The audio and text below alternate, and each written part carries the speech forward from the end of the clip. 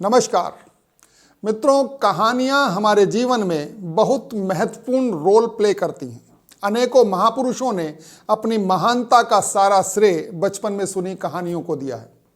जीवन को परिवर्तित करने की सामर्थ्य रखने वाली एक ऐसी ही कहानी आपको सुनाने जा रहा हूं, ध्यान से सुनिएगा। एक राजा था जिसे चित्रकला से बहुत प्रेम था। एक बार उसने घोषणा की कि जो कोई भी चित्रकार उसे एक ऐसा चित्र बनाकर देगा जो शांति को दर्शाता हो तो वह उसे मुंह मांगा पुरस्कार देगा।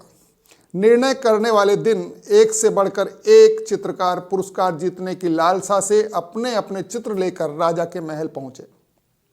राजा ने एक एक करके सभी चित्रों को देखा और उनमें से दो चित्रों को अलग रखवा दिया। अब इन्हीं दोनों में से एक को पुरस्कार के लिए चुना जाना था।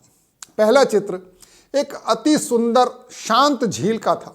उस झील का पानी इतना स्वच्छ था कि उसके अंदर की सतह तक दिखाई दे रही थी और उसके आसपास विद्यमान हिमखंडों की छवि उस पर ऐसे उभर रही थी मानो कोई दर्पण रखा हो।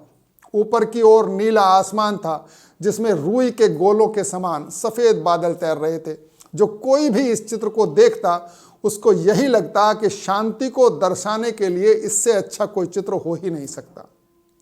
वास्तव में यही शांति का एकमात्र प्रतीक है।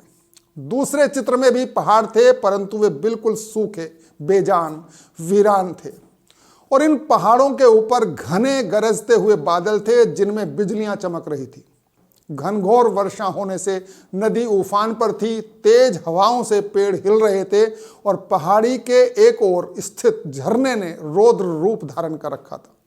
जो कोई भी इस चित्र को देखता यही सोचता कि भला इसका शांति से क्या लेना देना, इसमें तो बस अशांति ही अशांति है। सभी आश्वस्त थे कि पहले चित्र बनाने वाले चित्रकार को ही पुरस्कार मिलेगा। तभी राजा ने अपने सिंहासन से उठकर घोषणा की कि दूसरा चित्र बनाने वाले चित्रकार को वह मुंह मांगा पुरस्कार देंगे। हर कोई आश्चर्य में था। पहले चित्रकार से रहा नहीं गया। वह बोला, लेकिन महाराज, उस चित्र में ऐसा क्या है जो आपने उसे पुरस्कार देने का फैसला लिया, जबकि हर कोई यही कह रहा है कि मेरा ही चित्र शांति को दर्शाने के लिए सर्वश्रेष्ठ है। राजा ने उस चित्रकार को अपने साथ चलने के लिए कहा।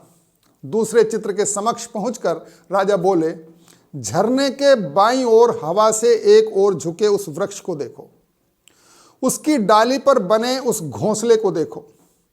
देखो कैसे एक चिड़िया इतनी कोमलता से, इतने शांत भाव व प्रसन्नता पूर्वक अपने बच्चों को भोजन करा रही है।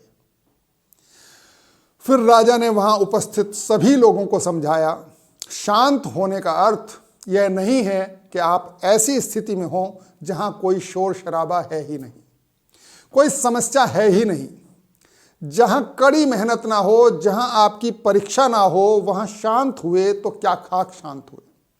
शांत होने का सही अर्थ है कि आप हर तरह की अव्यवस्था, अशांति, अराजकता के बीच हों और फिर भी आप शांत रहें। अपने काम पर केंद्रित रहें, अपने लक्ष्य की ओर अग्रसर रहें। अब सभी समझ चुके थे कि दूसरे चित्र को राजा ने क्यों चुना है।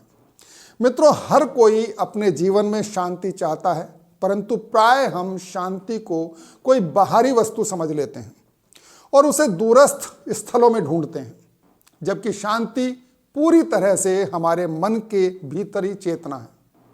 और सत्य यही है कि सभी दुख, दर्दों, कष्टों और कठिनाइयों के बीच ही शांत रहना ही वास्तव में शांति है।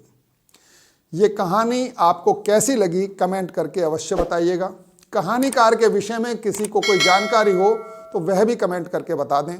आज इतना ही, जल्द ही फिर मिलेंगे। तब तक के लिए अलविदा, नमस्कार।